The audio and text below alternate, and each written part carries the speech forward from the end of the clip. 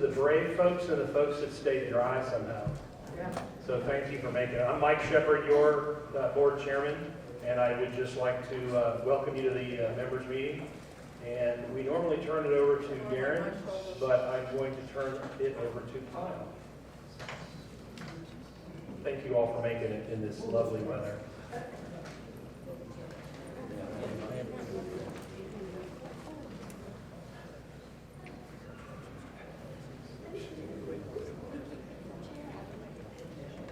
Okay, so for those of you that don't know me, I am the Chief Human Resources Officer for Vickers Landing. My name is Kyle Patel. So we have anniversaries every year, but this time I wanted to highlight some of the large anniversaries we've had this year, just because we've had quite a few big numbers. So this year, we had Eric Landigan, who's in housekeeping. He celebrated 25 years of service. Janice Richardson, who's our Director of Activities for Independent Living, who's at the back there, she also celebrated 25 years this year. Marcia Bryant, who's in Health Services, she celebrated 25 years this year. Cynthia Pratt, Health Services again, 30 years. Michael Alcazar, in Security, he celebrated 30 years as well. Susan Kelly, who is our Dietary Manager in the Health Centre under Dining Services, she celebrated 35 years this year. And so did Scott Hetzinger, who is our Director of Security and Transport at the back there, 35 years. So that's a lot of years, and it's down to them.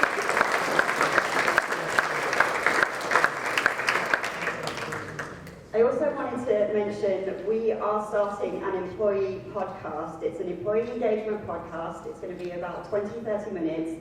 Our first one this year is going to be in November. We're going to try and do them quarterly. But we do want some resident help for 2025. We hope to include some of the residents in those podcasts in 2025. So keep your ears out, watch the Cubigo stuff, because we'll be sending out some information on that as well. And I think I'm handing it over to Darren.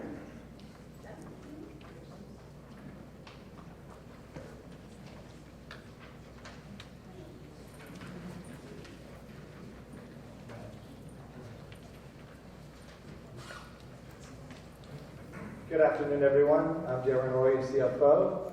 I've been here 4 years, but it feels like 35 years. We're going to start off, I'm going to give you a report on 3 different things. I'm going to update you on the 2024 results through Q2, and then we're going to touch briefly on our financing efforts related to the 22 bonds and then the upcoming 24 bonds, and then I'll give you a quick update on the budget timeline. So starting with the balance sheet, and I think a lot of you have heard this multiple times from me, so you're starting to learn the balance sheet, and you probably could do this yourself, but I'm going to walk you through it. So when you look at the first arrow up above, it's looking at cash and investments, and it's comparing it essentially to last year's balance. And you'll see that it decreased $1 million, and the reason why is during the course of each year we do a calculation that basically is required and state mandated, and you have to put reserves in escrow for repair and replacement and operating reserves. And because of Oak Ridge and the expansion to Oak Ridge, we have more operating costs. We also have a ground lease that's become operational. So essentially we have to put more money into those escrow funds. So we move money from our investment portfolio over to the escrowed OIR reserves, which are all managed under the same investment manager. So basically from one bucket to the other, just to make sure we have those reserves taken care of. And the second bullet down is essentially that. It's in restricted technically, but it's restricted due to a state mandate, but it's not restricted from counting towards today's cash on hand. The third arrow down, which is Oak Ridge project costs, that's just the ongoing construction costs associated with the third flat, and some of the cottages that we built over at Oak Ridge. That concluded during the summer, but this is through June, so it was still ongoing. Next page. So when you look at the liability side of the balance sheet, you can see entrance fee refunds payable decreased by 1.6 million. So, we talk about the refundable entrance fee contracts, and you can see down at the bottom that's starting to decline. But we also, as they become payable, we have a certain number of refunds that are in queue, we pay them. When we started out the year with 6, we added 10 through the first 6 months, and we paid down 14. So right now, as of June, we only had 2. And as we speak, we have 3. So that's really, really good. When you go down to the Series 22 bonds, you can see that decreased from prior year, $8 million. And right now it's sitting through June at a $14.8 million balance outstanding. And I have some good news to tell you a little further along. Deferred revenue, the third bullet, from entrance fees and refundable entrance fees. The reason why deferred entrance fees are growing is because as people are filling up Oak Ridge, they have traditional entrance fee contracts. So they end up in that deferred entrance fee line, and it gets amortized into income over the course of over their life expectancy. The lower line, which is refundable entrance fees, those don't get amortized. But that is coming down as people pass away, and obviously we pay off those refunds. Next page. So actually, the previous page, you'll see that one of the line items, if you go back one slide, you'll see one of the things that we're going to continuously start to improve on is that net deficit, which was at year end 31.3 million, and it's down to 29.5. And that's going to continue to improve as our operations improve, as we wind down the refundable entrance fee contracts. Next page. So the next page is a P&L. And you can see from a revenue perspective, we're slightly better than budget overall. Residential revenue is down. Sawgrass, this campus, the occupancy level is down to budget. But that's only because we've had a significant number of units become available to us, and they're in renovation. So if you're walking around campus, I'm sure you're seeing a ton of activity. We had, as of June, we had 11 10% depositors on, I believe it was about 25 units. And I think that went up to 16 in July. And I believe it's even higher than that, but Tess will talk about that. So we just need those units to get ready for occupancy, and people will start moving in. On the expense side, and just of note, the offset the variance in residential revenue is being more than offset by healthcare revenue, which is really knocking it out of the park still. We talked about this last time. Home health is doing tremendously. Therapy is doing very, very well. So from a revenue perspective, they're helping offset that shortfall in residential revenue.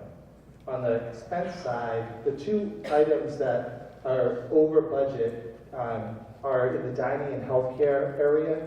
Healthcare, really two main reasons. One, we're still dealing with a nursing shortage. We're having to go out and get contract labor, which is very expensive.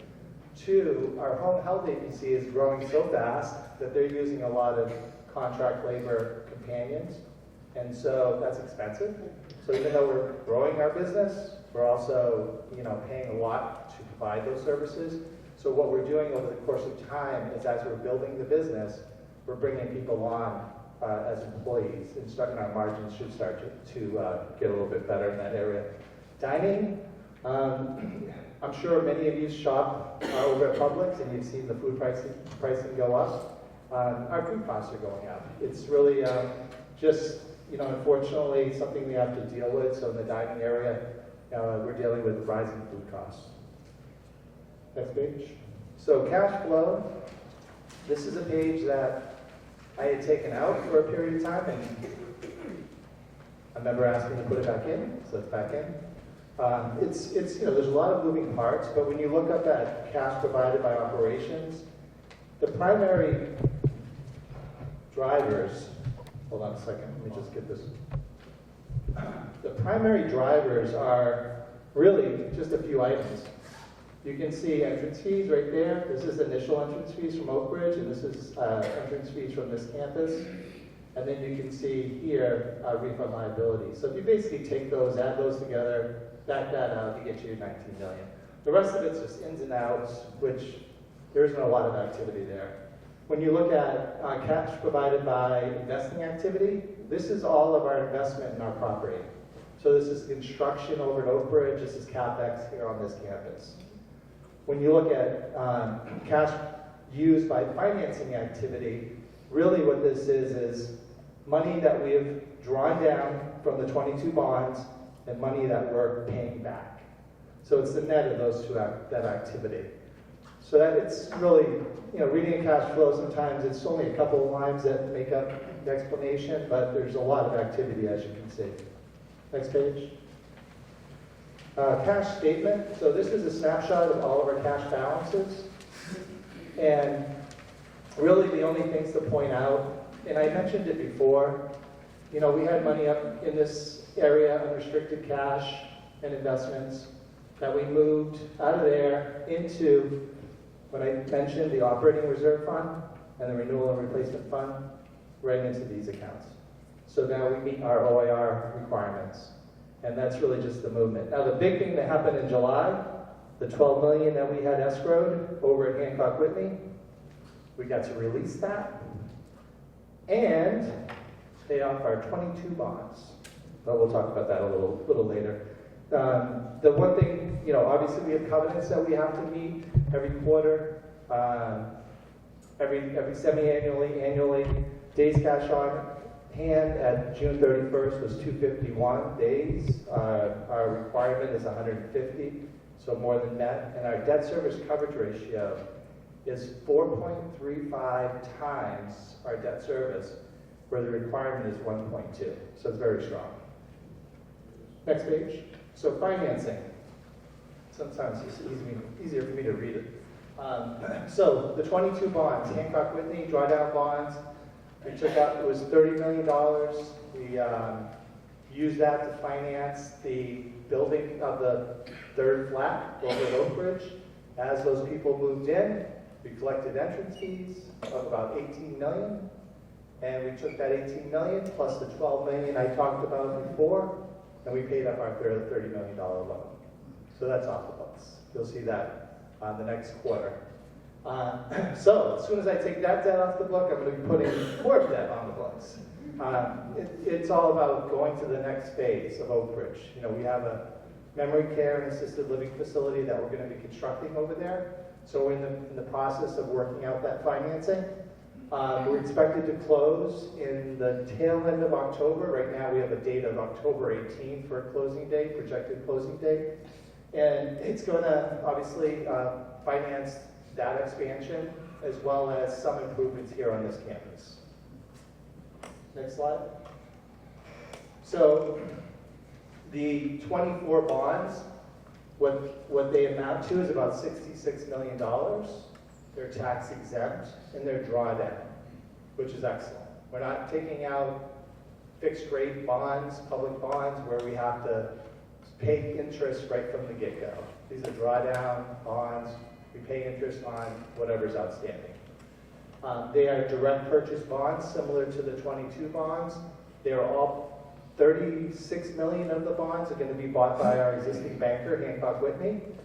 And we have a participatory Bank United, who is purchasing 30 million of those bonds.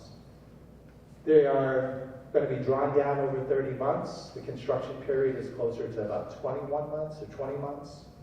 Our commitment period is 5 years, and we have an option to extend.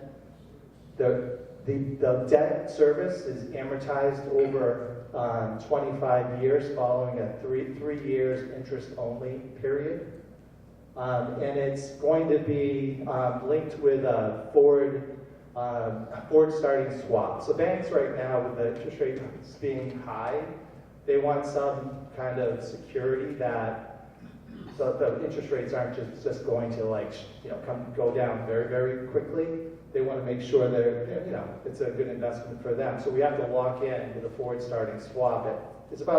Right now it's about 4%, 4.14%. So after 30 months, that becomes a fixed rate interest rate. As I mentioned before, the proceeds are going to be used for the third phase of Oak Bridge and some improvements on the Sawgrass campus, as well as funding capitalized interest. So it's not during the time period that we're constructing, and even for 30 months, we're funding the interest through this loan. So it's not coming out of your operating budget. And it also pays the cost of issuance. Next slide. So the borrowing term. So here's an interest at a variable rate equal to 79% of 30 days SOFR plus 1.8%. Well, what does that mean? That means it's right now it's about 5.6%. And it's even lower now that the Feds are going to be we think the Feds are going to be lowering their rates, SOFR starting to come down. And the expectation is as the Feds lower their rates, you will start seeing the variable rate come down as well. As I mentioned before, the swap rate is assumed to be about 4%. Right the other day it was 3.99%. So if we can lock in at a low interest rate, after 30 months, that's pretty darn good. I mentioned the draw period. It goes through June of 2026. And the covenants, when we run this through the model that we use, we more than meet all of our covenants of days cash on hand or debt service coverage ratio. And the covenants essentially on the new debt, they mirror our master trust indenture. They're not different. They're not, more stringent. They're exactly the same. Next slide. So the timeline of that, we've been working on this for a while. On September 3rd, we presented the St. John's IBA with our bond documents. We actually went down and met with them just recently on the 9th, and they passed a resolution to move forward with the issuance. On the 16th, which is today, today's the 12th, I'm sorry. I'll skip that going forward. Tonight, we meet with the board to get their approval with moving forward with the financing, and then on Monday, we have the parent board, and we get them to sign a corporate resolution to move forward with it as well. On the 17th, Doug Wilson, the member council president, will receive a notification. OIR requires a 30 days advance notice to residents of any new financing, so he'll get that notification. And then on October 1st, we meet with the St. John's County Board to get their approval as well. And then the projected closing date is October 18th. We've already, I don't know if you've been over there, I believe they might have started clearing the site or getting prepped. We're using Alden White. Dale will talk a little bit about that. Next slide. So here's the budgeting process. So all that, we're spending a lot of time on the financing, but we're spending a lot of time on the budgeting process too. So the 2025 budgeting process started back in July. We met with all the department heads. We had them start thinking about putting their operating and capital budgets together. We've been rolling all of that up to get a full view of the entire organization. There's work to be done. We're going to be meeting with Bruce and Dale and Kendall to go through some preliminary numbers, and then next week sitting down with each department head and refining their budgets.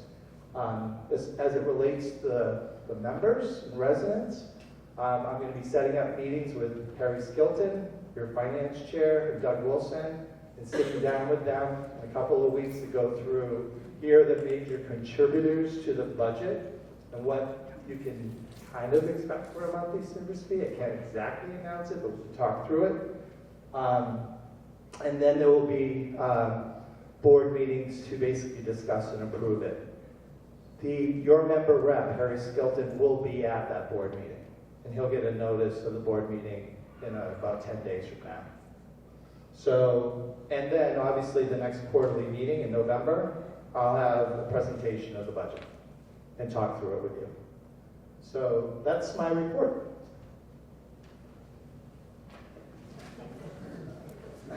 So I'm going to hand off to Bruce Borsak.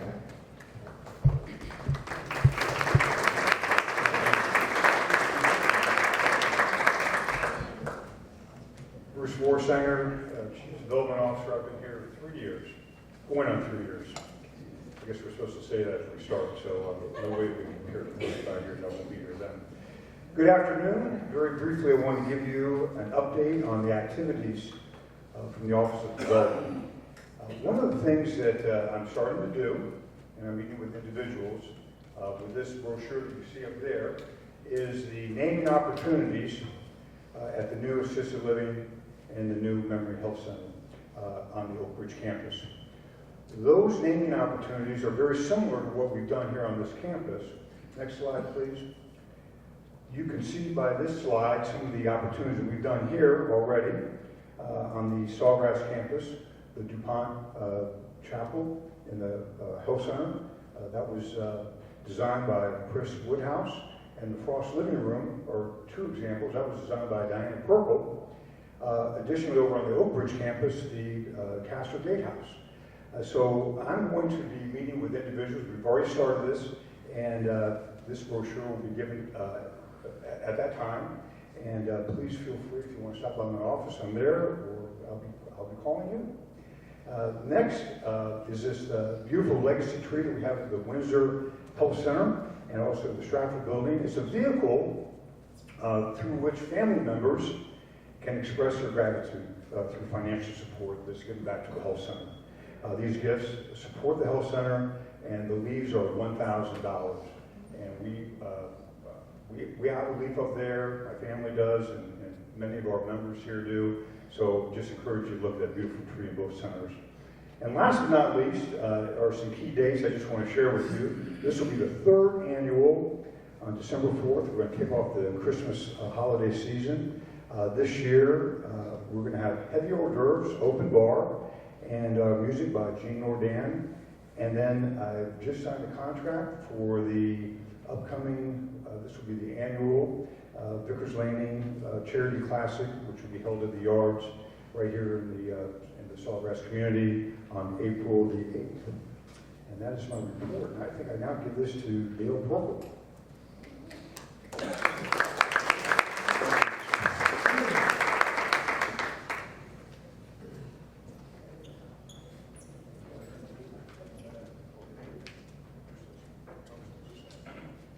All right, Bruce, you're controlling this slide. Good. Good afternoon, everyone. I'm Dale Purple. I'm Chief Operating Officer, and for the last several years, a lot of my attention has been focused on Oak Ridge. And so I'm here today to give you an update and the considerable progress that we've made. What you see here is a site plan that basically captures where we are today. We finished phase 1 and phase 2. The total acreage is 42 acres. Of that 40 acres, we could develop 20 of it. The rest was green space. So phase 1 and phase 2 included developing that green space, including a 7-acre lake to handle the runoff. We have the clubhouse. We have 48 cottages. We have 3 flats with 33 units per flat and a gatehouse. And so all the independent living has now been built, 147 units. Marketing's done an outstanding job. And those 147, 4 remain unsold, but there are interested people. We're about to go into our last phase, which is the Memory Center and the Health Center. Next slide. What this slide is kind of busy, but it's the logistics plan from Alden White, who is our contractor for this project. And I can tell you, we have OAC meetings with them every other week. Very, very impressed with them. Very professional, and we feel very good about the decision we made in selecting Alden White. They will begin mobilization on the site on October 16th. So they'll start to occupy the trailer at that time. They'll start moving some dirt, and we'll begin that last phase. I don't know, we may have some kind of a ceremony, Bruce, that day. But those 2 big red circles you see are the 2 cranes that will be on the site. They'll be there in about 6 months. And one will be used on the Memory Center, and the other will be on the assisted living. As a reminder, Memory Center is a 2-story building. The assisted living and has 18 units. The assisted living is 4 stories, and it has 43 units. Next slide. While this is also going on, like Bill said, do you believe in miracles? We are clearing as I speak. They have started demolition on Dr. Perry's property. It began last Friday and Saturday. I went over there on Saturday. It looked like Dunkirk. Trees were down. It was a mess, and I'm thinking, how in the world does Dr. Perry open this office on Monday morning? And so they worked all day Saturday on it. Dr. Perry's closed on Fridays and obviously Saturdays. So the Smith McKee construction company worked then. I came back Sunday after church. It was spotless. And opened up on Monday right on time. So it gave Dr. Perry a lot of confidence. We've got a great construction team managing this, headed up by David Smith, who we've known and worked with for 11 to 12 years. So we could not have anyone finer managing this project. This is what Dr. Perry's entrance looks like today. Bruce? We are totally redoing his entire parking area. He'll actually pick up 4 parking spaces. Next slide, Bruce. This shows the entryway into our campus, and there will be an RFID gate there, an arm gate like you're familiar with currently at Oak Ridge, also here at PPC. There will also be a second gate behind that. It's a picket fence. It will be the same height and design as the picket fence that goes around the campus. It will be a swing gate. And so this will be a very secure site. People will not be able to come in there. Both of those gates will be operated by RFID. To help in this project, to be able to make it possible for Dr. Perry to continue practice, the Mountain Star, Chris Lazar, which is a couple of buildings over, has offered free parking for his staff during the 4 months it's going to take us to complete this project. God willing, this will be done by the end of the year or January. I've heard a rumor, it could be a national holiday declared. I don't know if it's another Vickers rumor, but I would support it. Next slide, please. The other thing working on is a pedestrian access. This is continues to be a work in progress, and there's a lot of stakeholders in this. One of them that was, we have, by the way, full support of the Executive Center Association of Chris Lazar, who has allowed us. We've had a gate at his property before. Wells Fargo is right there on that corner. I think all of you know where they're located. There's that really dangerous intersection right by their building. So as part of this project, we're looking at redesigning that and make it a three-way stop, much safer. Wells Fargo is very interested in us having a crosswalk into their property, as the branch manager is. However, the corporate people were not supportive, and they felt like it was a liability because it would be dumping people into their area where they have their drive-through, and they were concerned. So we're working on a plan that would enable us to do a crosswalk into the public's parking lot and be able to build a sidewalk that would then connect into the Publix and CVS area. So we'll be working with certainly the county commissioners. We have the support of the Executive Center and the office buildings, and we'll need to enroll Publix's support in this, but this is a work in progress. Next slide. So preliminary timeline, let me go around where I can read this. Site work will actually begin in October 16th. We'll finalize the contract for Oak Ridge, the phase 3. We're going to do that next week. We've been meeting with Alden White. We've been doing a lot of value engineering with them, and we're about there. We'll close on our financing, and as Darren mentioned, in October. And then the construction for the assisted living and memory care will take somewhere around 20 to 22 months. So we would expect it to open maybe sometime late, first half of 2026. Next slide. And when all of that is done, this is kind of wonky job, but what you can see, this will be Oak Ridge built out. The two buildings that you see right here, that's the assisted living and memory care. They're beautiful buildings. They match the current architectural design of the community. And when we finish that, Oak Ridge will be complete. And so with that, that is my report. I don't think I have any other. Thank you. Okay. Thank you.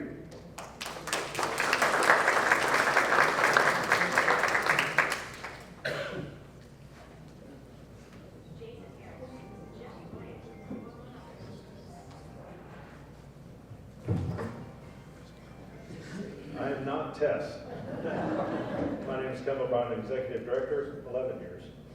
I wanted to start with the sales report for Tess as I've started to learn more and more about this department. It's quite a remarkable group of four, considering what they've achieved. In going through some of the numbers that Tess and Paris, Kelly, and Julian have produced, Sawgrass right now, they've gotten 29 10% contracts that have been signed. They expect up to 6 additional sales this month. They've got a home tour scheduled for October 17th. Over at Oak Ridge, they have 10% contracts signed, and they've added 67 new members, associate members. I think this might be a record month for them. It was not too long ago, there were over 20 units available here at Sawgrass, and I thought it was down to 5, and it was corrected before the meeting. It's actually 4. In 2016, there were 285 people on the wait list, which is one of the things that was a motivating factor to get Oak Ridge off the ground. Today, there are 345 people on the wait list, and that's with Oak Ridge almost full. I think that's a 20% increase in the wait list.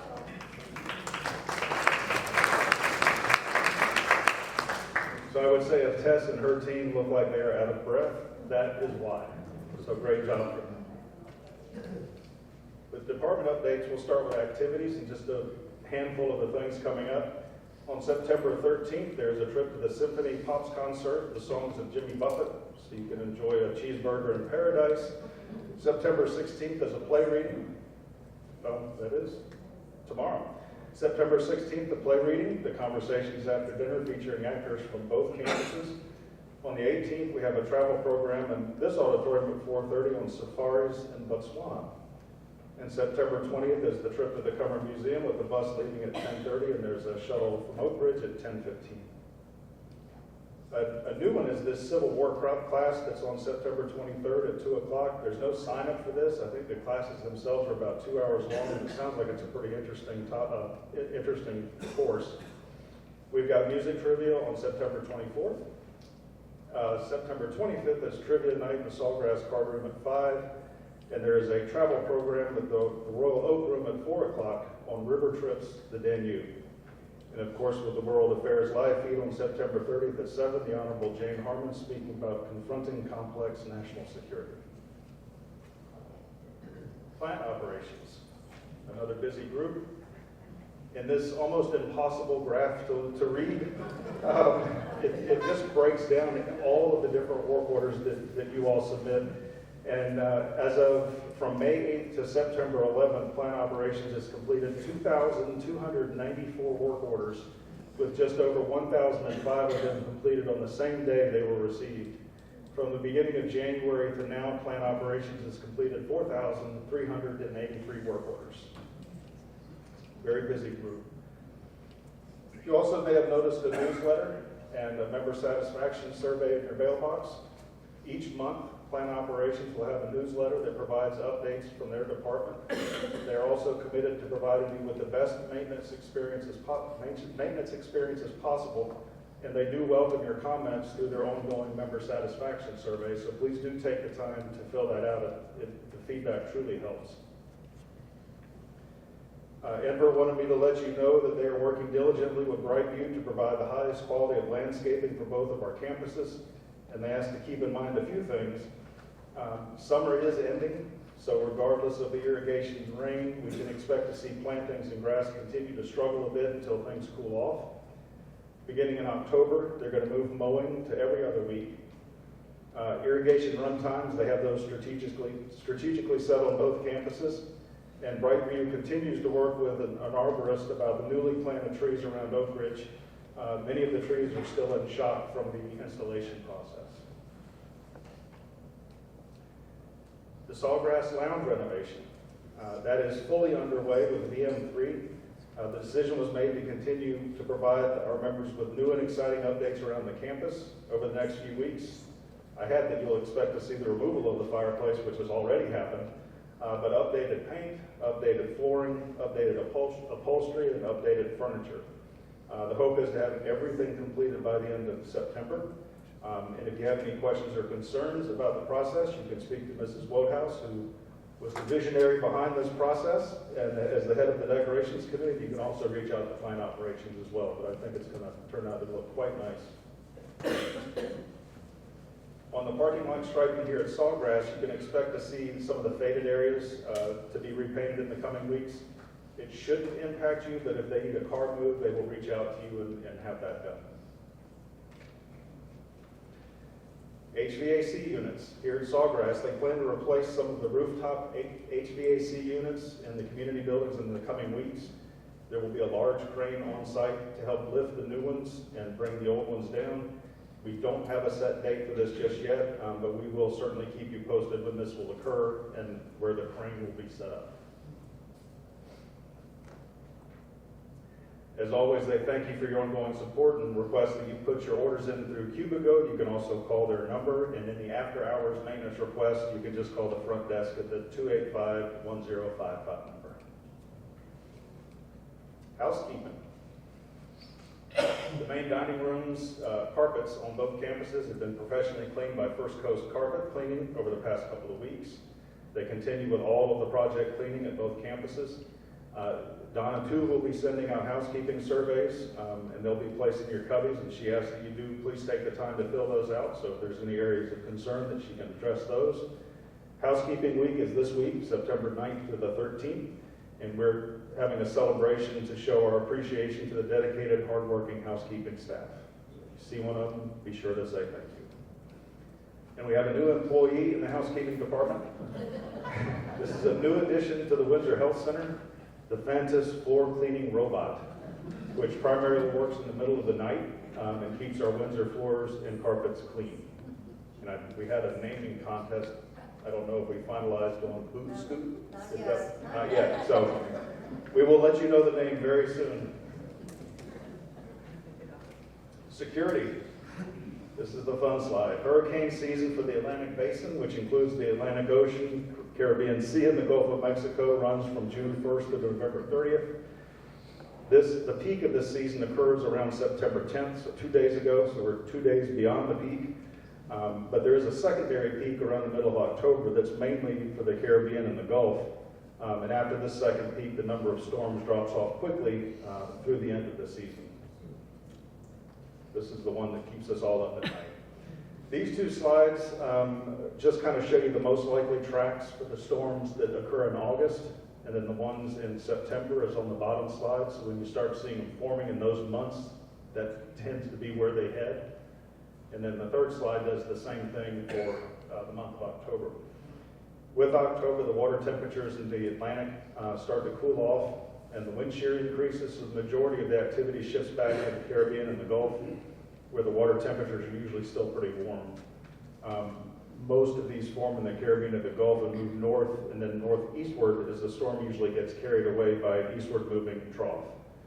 So regardless of that, we're still paying attention. Anytime something starts coming off the coast of Africa, we're on our phones looking at this stuff multiple times a day. And Scott has also arranged to have Corporal Greg Succi from the St. Johns County Sheriff's Office come do a presentation here on September 27th about security and scams, and that'll take place at 2 o'clock here in this auditorium. I would encourage you to attend that. And this is a picture of our 2024-2025 LifeWorks team. They're already helping in all the departments, learning working skills. And if there are any members interested in mentoring any members of this group, there's a meeting scheduled for September 23rd at 10 a.m. at Oak Ridge. So feel free to attend that. Dining services. Another graph. This one's a little bit easier to read. This just shows the total number of meals served at both campuses. At Sawgrass, year to date, they've served 152,879 meals. Oak Ridge, 50,749. It's a little bit harder to see, but it just breaks down each month around the circle. The grand total is 203,628 meals served in 8 months at both campuses. Now they do this to track who's eating where and what. So this kind of breaks down each month between member meals, member guests, associate members, Stratford meals that year to date are about 16,291. Health center meals at 33,893. And the Blue Heron, which has become quite the active hub, has served 25,169 meals. It's impressive. And we do the same for Oak Ridge. That's the breakdown for Oak Ridge from member guests, associate members, the employee lunches, special functions. They've done 662 special function meals so far this year, as well as marketing guests. So that brings their total to 50,749. We are introducing a new sous chef here at the Sawgrass campus, Thomas Grossman. He's got a diverse experience throughout his career. Thomas has worked at establishments such as the Ponte Vedra Inn and Club and TPC Sawgrass.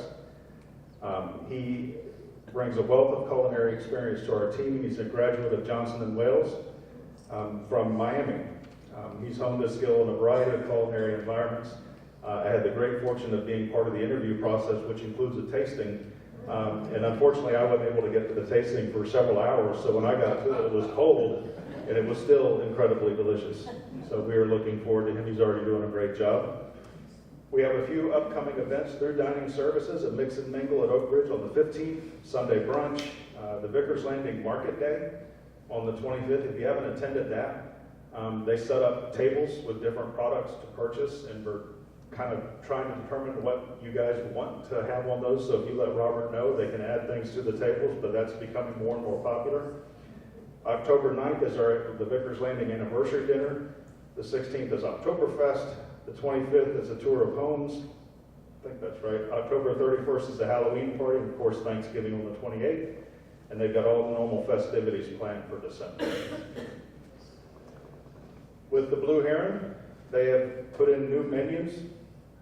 They've implemented new lunch and dinner menus to provide a wider variety of delicious options for all of you.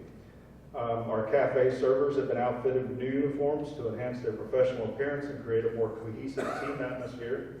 And by the end of September, we're excited to introduce a new breakfast menu, offering residents even more choices to start their day. I will say, we talked about the focus groups in other meetings and how valuable that feedback was, and I was really impressed with how Robert and his entire team took that feedback and really went straight to work, so much so that when I went back to Martin's office, he had deleted his entire menu. So he took the feedback very seriously. And I would say that if you have any concerns or questions, reach out to them. But we also have a very active dining committee with Mrs. Van Zaan. She's been wonderful to work with because they collect all the comment cards that come from either campus and they put them out on the list. And when they meet with Robert, they go line by line, good, bad, whatever. All of that information goes right back to the kitchen so that we're constantly trying to improve services. But I think they've done a great job so far. And that is the end of mine. Good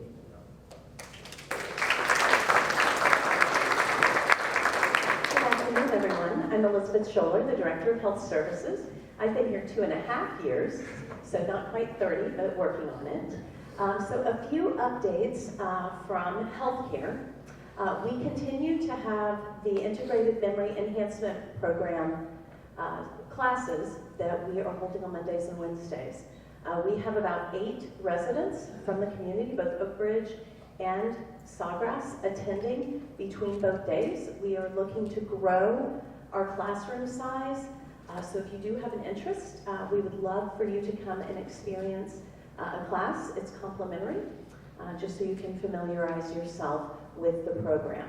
Again, that's Mondays and Wednesdays. We provide transportation and a lunch, and the classes are from 10 a.m. until 3 p.m. We have two great facilitators, Natalie Montgomery, who is actually interning with Vickers Landing as well. She is a healthcare administration student from the University of North Florida. So she's in IMEP 2 days a week, and then spends 2 days a week interning with healthcare on our campus. And then our second facilitator is Sarah Hoyer. She has a background in education. She's really enthusiastic and loves the program. We're very fortunate to have both of them. We introduced Dr. Jason Siegel 2 months ago. He is a local neurologist who is now providing clinic appointments at the Sawgrass Wellness Clinic. So he is available. We are starting to see some residents schedule appointments with him, and the feedback thus far has been really positive.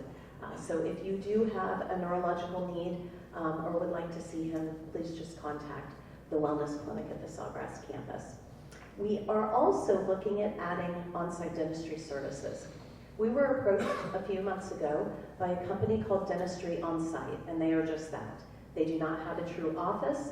They work in communities such as ours. So on September 23rd, we will be introducing the dentist and his staff to family members in the health center in the Windsor. And we will place a notification for independent living residents as well, as this is a service that can be expanded to all levels of living at both of our campuses. Dentistry is a real struggle for our healthcare residents. Some dentists will not see someone who cannot physically get into an exam chair, and it can be a significant challenge. So there will be more information coming out in a Vickers Voice article about the Dentistry On-Site program that we plan to bring to the campus. They are currently working in many of the Brookdale communities.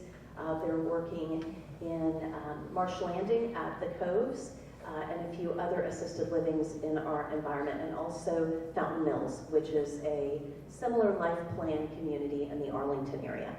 We've received good feedback from the communities they're currently working in. We have our new member orientation each month, and we encourage residents who have lived on the campus for years or brand new residents to attend.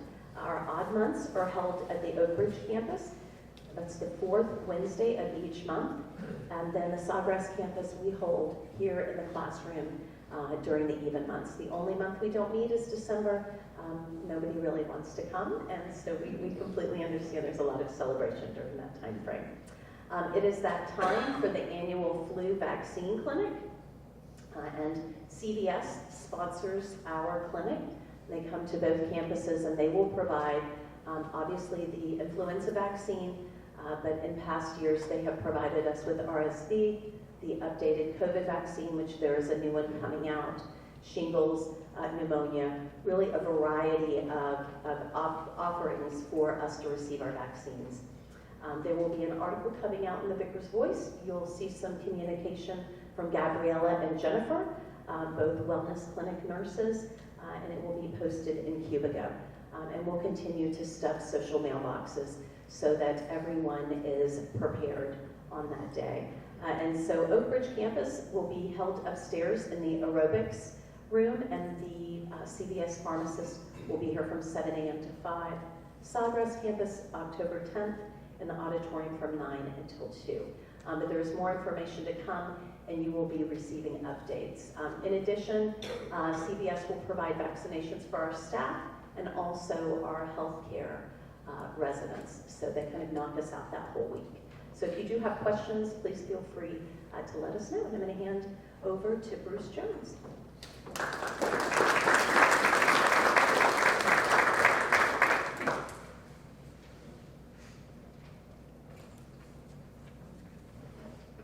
Every time we have one of these meetings, just comes to light again to me what a fantastic staff we have here, providing you care and services each day. So thank you all for your reports, and I guess we're apparently talking about years of service. So I'm Bruce Jones, I'm the Chief Executive Officer, and I have been with the organization for 17 and a half years now. So first thing I wanted to talk about was just to give you a quick update on where we are with the master plan for the Sawgrass campus. So to remind you, the committee includes Doug Wilson, Sherry Tatham, Sue Foley, and Priscilla Woodhouse. We met several times with the architect RLPS, the same architects that designed Oak Bridge.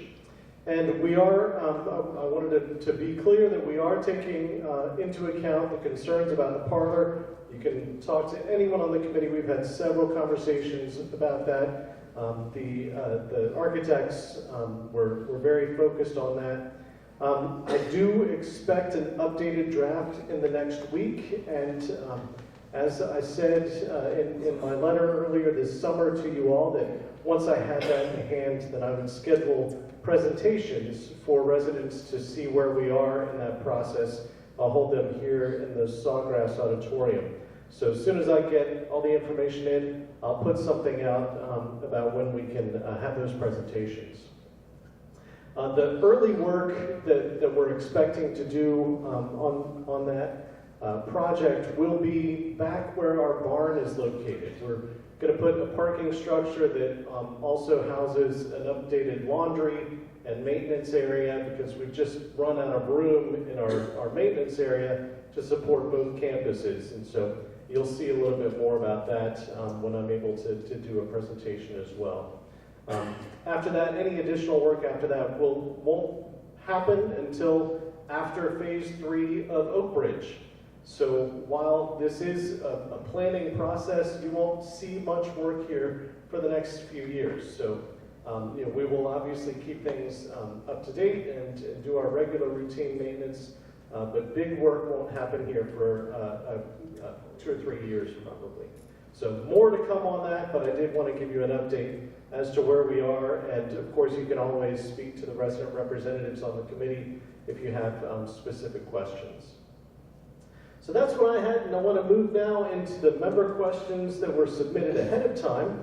And once I get through these, then we will have the floor open for questions in here, and we'll have someone coming around with a microphone at that time. So I've always committed to you that when I receive questions, I will read them as they are written to me and give you the best answer that I can. So the first question has 3 parts, and the first part reads, what is the current value of the assets in the Vickers Landing Foundation? So as of 12/31/23, assets were just under $250,000. $147,000 of that was restricted by the donor for specific purposes, such as the naming opportunities that you heard Bruce speak about earlier. The value of the assets has grown through the year, but since the foundation is a subsidiary of Life Care Ponte Vedra, there's back and forth, and so a final reconciliation is done at the year end, but it is growing as a foundation. The second part of the question reads, what is the annual cost to administer the foundation? The budget for the foundation for this year was $47,000, and that's the annual report, that's hospitality, those sorts of things. The cost of Bruce Warsanger is absorbed by the management company at this time. And then the final part of that question is, during the last 2 years, how much has been contributed to the foundation and from whom? Over the last 2 years, the foundation has received over $300,000 from over 100 individuals. That includes residents, board members, families, management, staff, and local people who support the Charity Classic. In my belief is it's not appropriate to share the names of those people unless they have said we can. And so we did show you the names of the people who had naming opportunities, and such as the Frost family for the living room and the Windsor Health Center, the DuPont family for the chapel and the health center, and the Castor Gatehouse. So those are some of the names of people who have donated through the foundation. All right, the next question, I think, was a response to the 9 or 10 days of rain that we've had. So the question is, would you consider covering walkways? It often rains and residents get wet when going to or returning from the main area. We have actually looked at this in the past. This has come up before. There are a couple of challenges with that. First, it would take away from the view of all the first floor homes and make that less than attractive. Secondly, a structure like that would only keep you dry if the rain fell straight down. Florida rain doesn't tend to fall straight down because it would be a roof over open posts, and so the rain would come in from the side. That we've had discussion about this in the past, and we really don't see that the cost of a project like that would support the benefits, the small benefit that it would provide. So I will remind you that if you have trouble getting around while holding an umbrella, you can always call security and arrange for a golf cart to pick you up and bring you where you need to go. We have a golf cart that has sides on it to keep you dry. So we will do our best to get you where you need to go as dry as possible. All right, the next question also has 3 parts. The first part reads, what hurricane insurance does Vickers carry? So we do carry property insurance, which includes a component of hurricane coverage, and it also provides for repairs on a replacement cost basis and time element coverage, which means coverage to provide a place for you to stay if you're displaced from your home, or a payment to expedite a repair, that sort of thing. So that's what the time element coverage relates to. Our flood policy also has a component that includes flooding from a named storm. So we do have those 2 components, property and flood. The next part of the question is what happens if the unit needs to be rebuilt? Well, we would rebuild it using selections you had chosen, or if those selections are no longer available, they would be selections that are closest to what you had chosen. And then finally, as part of that question, it reads, are contents covered by any policy? So our policies do not cover any of your personal contents. The sales team reviews that with everyone when moving in, and it's addressed in your contract and handbook. You really should carry personal property or renter's insurance to cover your personal property in the case of a storm or some accident. Okay, the next question reads, regarding Oak Ridge and Sawgrass fall and winter 24-25 swimming pools, maintenance, and heating. We understand that our swimming pools, located on both Oak Ridge and Sawgrass campuses, will continue to be maintained through the fall 24, winter 24-25 seasons with water temperatures held at 85 degrees. Please confirm. So I have confirmed that yes, both pools are heated and cooled and will be programmed to maintain temperatures at 85 degrees.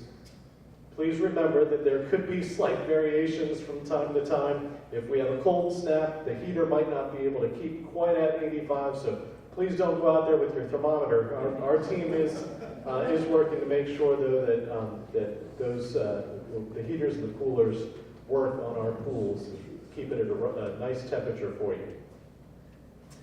The next question has 2 parts. The first part says, could you have a large map that shows walking paths, roads, and golf cart paths? We don't have a map available at this time. That's something that we can take a look at. We've got several iterations of the progress of Oak Ridge over time. Maybe when we get it finally done, we can get a high-level shot and highlight walking areas. But at this point, I can't say outside of the fenced-in property. Obviously, inside the fence, you've got the Central Park area that has a sidewalk, and then you have a sidewalk along the outside of the fenced-in area. But outside the fenced-in property, we have a path that goes to along the north side of the lake to the cluster of oak trees, and we have the path that goes north toward the yards. So both of those are suitable for walking or golf carts. Now, I believe this was an Oak Ridge resident who asked this question, but here at Sawgrass, we do have interior sidewalks that can get you everywhere, and then an exterior sidewalk. And if you're wondering where the miles are marked, Janice and Megan have something that show a 1-mile track around Vickers Landing Sawgrass. So if you're interested in that, you can see them. So the second part of the question that was submitted asks, will I be able to golf cart to Publix? So once that alternate access is completed, which is apparently coming, right, Dale? So once that is completed, if you have an RFID for your golf cart, you'll be able to use that access to ride over to Publix. Just remember, for those who want to try to sneak out on the sidewalk on A1A, if the St. Johns County Sheriff is driving by, he will ticket you. So remember that. Okay, the next question has two parts. The first part says, can you explain the factors that diminish the significance of the deficit of $31.3 million as of June 30th, 2024? So for many retirement communities like Vickers Landing, a negative net asset value does not equate to insolvency. This snapshot of our balance sheet, and remember our balance sheet is just one point in time, it's due to generally accepted accounting principles standards that changed a decade or so ago as to how you account for the refundable component of entrance fees. It just means that we have more future obligations than assets on hand at that moment in time. Importantly, we work with our actuary, A.V. Powell, to ensure that we are on the path to ensuring that future assets exceed future obligations. That's the funded status. I believe it was the last meeting where Darren went into a great explanation of that. And as long as Vickers Landing has a commitment of steady income from residents coming in and continues to reduce the refundable entrance fee liability, as you heard Darren speak about, we're certainly going to be able to meet all of our liabilities. The better view of a retirement community like this is the cash flow view. So that's why we talk about days cash on hand and debt service coverage ratio and those sorts of ratios. The second part of that question reads, how does our position compare with similar not-for-profit organizations like Fleet Landing or Westminster? Unfortunately, it's not an apples-to-apples comparison, so it's not quite easy to answer that. For instance, if another organization's contract has different language as to how their refunds are paid, they may be able to amortize future refunds rather than hold them as a liability. Also, an organization that does not sell refundable contracts will have a much reduced future refund liability. So each community is different in how it amortizes its entrance fees and how it projects future liabilities and future cash flows. We don't have access to the detailed financial information of other organizations. I did look at a couple of 990s from 2022. Which is the most recent that, to which I had access. And both Fleet Landing and Oak Hammock, which is a similar sized community in Gainesville, had negative net assets at that time. I am told from our auditor that 4 of Westminster's communities show a negative net assets. You can't pull those out individually because they hold their communities as an obligated group. And LifeSpace is another organization that provides retirement communities like this in Florida. 7 of LifeSpace's communities have a net deficit. Cypress Village is not one that I could look up because they're for-profit and part of a larger organization, so I can't access information on them. So negative net asset position is not a cash liability. That's the important thing to remember there. The next question also has 2 parts. The first part reads, who receives the rental money from the guest cottage? As has been shared previously, money from the guest suite goes to the foundation. And the second part of their question was, when will there be a response to the petition on the parlor? As I just mentioned, that a letter was sent out to you in June, the end of June, the 26th, stating that once I had that final draft to share, I would schedule those presentations. And so once I get those few changes that I'm waiting for, then I will schedule those presentations and invite you to attend. And then finally, the final question that was submitted ahead of time says, many residents have complaints about food, no response when filling out cards, emails not answered or acknowledged. Are the chefs or Robert really trying to do a better job? Unfortunately, this was one of the submissions that was not signed, so we can't follow up with this person to understand more.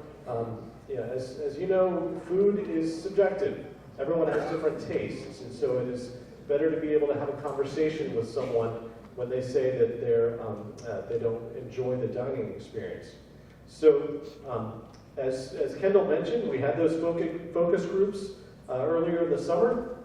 The dining team took all that feedback and made several positive changes. And we've been hearing very positive feedback to the changes in dining, the new menus, the service, and more. Those comment cards, as Kendall mentioned, go to the dining committee, which then shares the information with Robert. He uses that to make positive changes.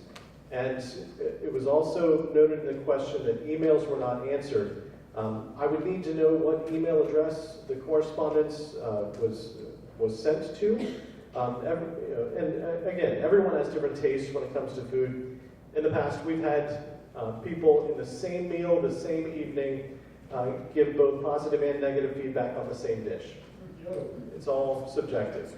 So whoever you are, if you are in the room, please work with the dining committee or come communicate to myself or Kendall in person so we can better understand where you're dissatisfied and help to relieve your concerns. So those are the questions that I had submitted ahead of time. And Scott has a microphone and he will come around and we will get questions from the floor. Yes, sir.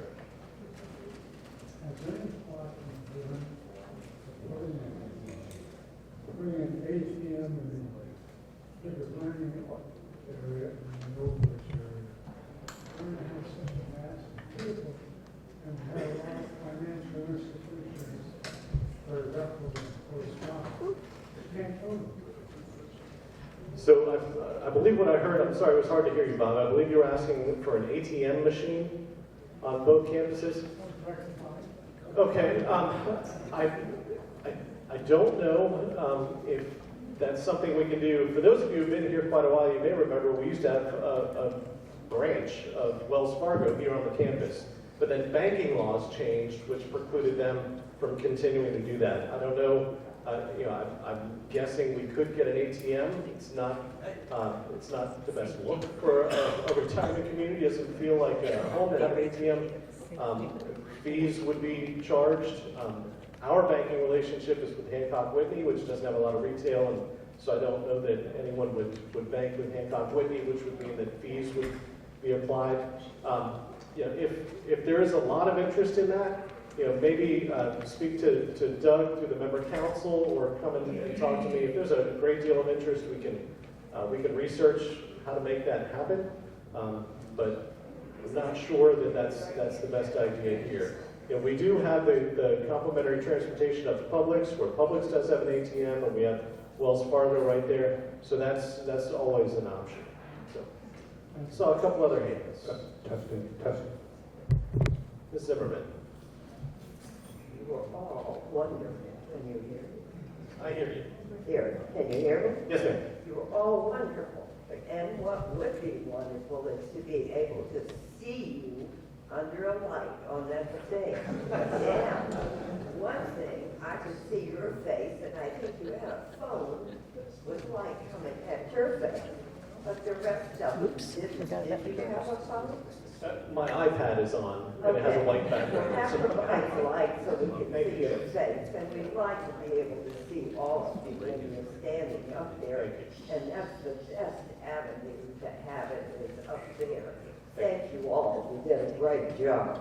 Thank you, Ms. Zimmerman. It was Ms. Benson who asked that we come up on the stage, and so we're making sure we do that so we're more visible. But we can certainly work on lights, and we're all hold our phones up with flashlights. I just wanted to comment on the refreshment of the lounge area at the Sawgrass Dining Room. The Members Association has appropriated up to $42,000 to pay for that. So that's been substantially financed by the Members Association. Yes, thank you. Yeah, that'll be great.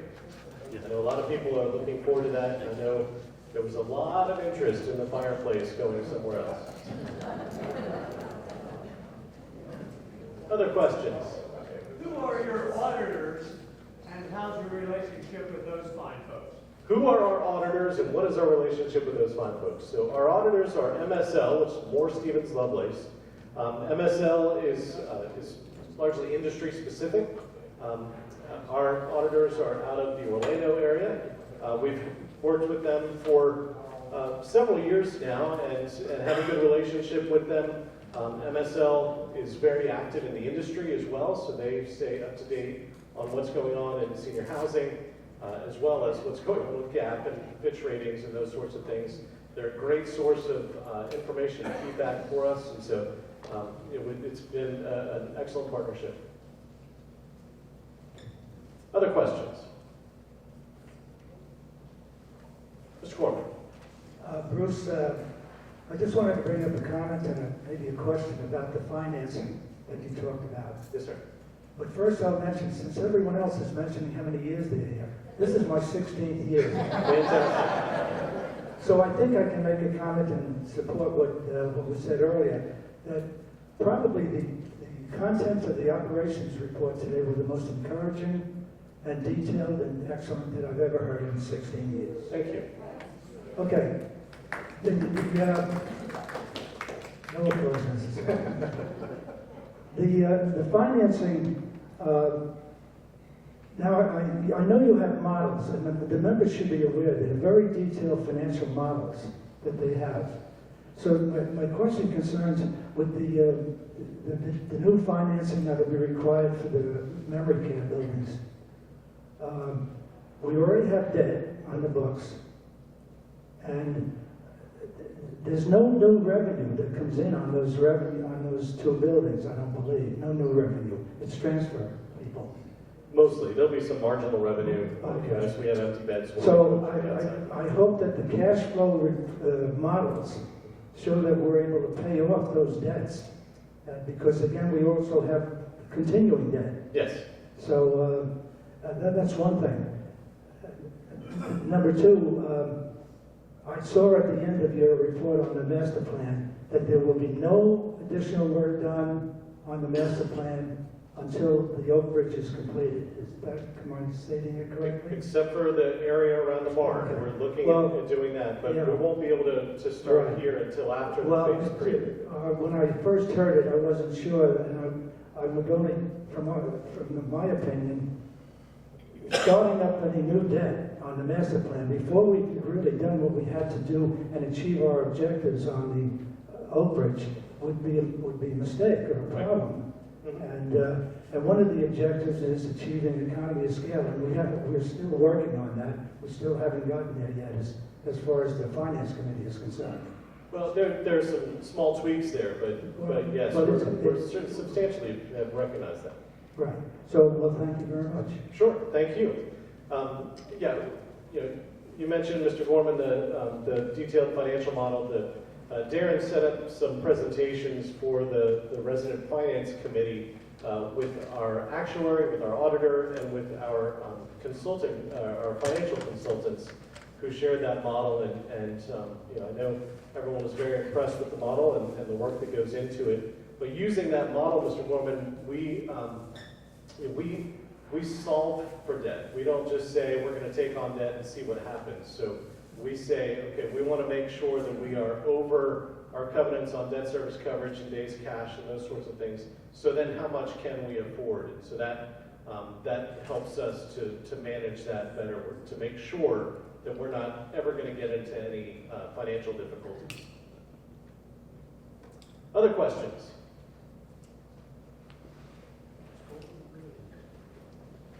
It's still raining outside. You may as well ask questions. Well, not seeing any, I want to thank you for being here today. Our doors are always open between